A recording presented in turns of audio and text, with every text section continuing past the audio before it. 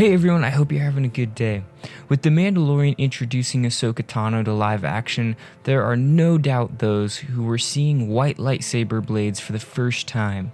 So the goal of this video is to explain what makes Ahsoka's iconic lightsabers so unique. Lightsabers were the weapons of the Jedi and the Sith. Traditionally, constructing a lightsaber was a monumental step in a Force wielder's training, whether Jedi or Sith. A Jedi would construct their lightsaber around a rare Kyber crystal, and this crystal would determine the color of their blade.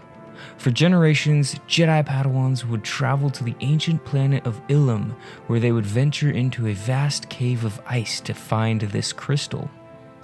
Something interesting to know about Kyber crystals, they concentrated energy through the Force, and because of this, there is an element of life or sentience within them. This allowed the crystal to almost communicate with other living beings. This is why it is depicted that Kyber crystals call to certain individuals. It's like the wand chooses the wizard kind of thing. A Jedi used their unique crystal to construct their personal lightsaber.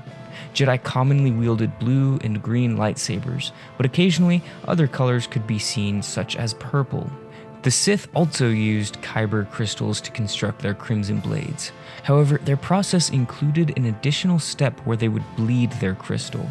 Because Kyber crystals had an affinity for the light side of the Force and resisted the dark side, this bleeding process was necessary for the Sith. Bleeding a crystal corrupted it by bending it to the will of its dark side user, and this required intense anger, hate, and suffering on the Sith's end. Once successfully bled though, a Kyber crystal would power a distinct crimson red blade. All of this information sets up the unique story of Ahsoka Tano's white blades. Ahsoka abandoned her original lightsabers before going into hiding.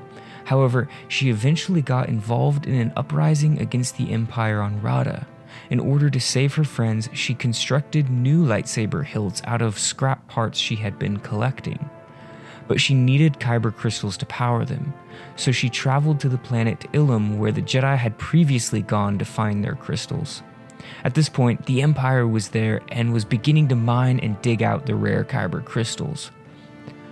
Ahsoka returned to Rada empty-handed, but she also learned that there was a Force-sensitive Imperial enforcer on Rada known as an Inquisitor.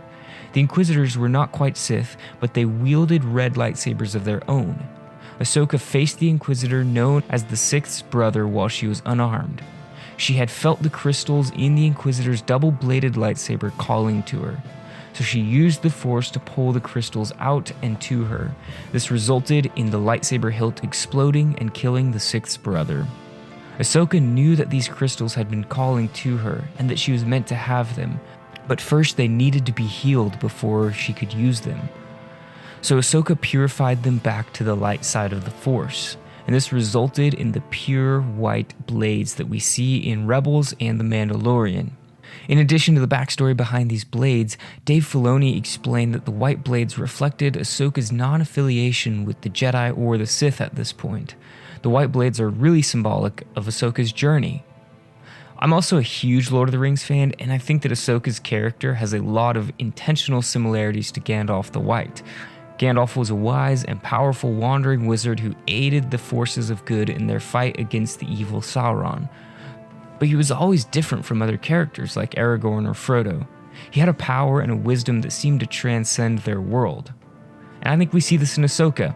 During Rebels and The Mandalorian, we see Ahsoka in a similar fashion. As one of the last remaining Jedi from the fall of the Republic, Ahsoka has been around for all of the galaxy-shaping events.